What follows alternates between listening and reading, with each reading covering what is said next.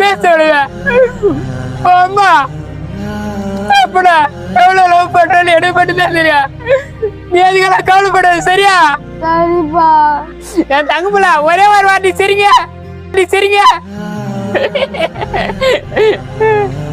மனே எக்காரணத்து கொண்டோம் படிப்பு மட்டும் விட்டுறாத, அதான் நமக்கு கை கொடுக்க கடைசி வரைக்கும்.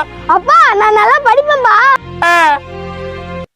மனே ஓ அம்மா அவ ரொம்ப கஷ்டப்படுறா, அவளை பாத்துக்க.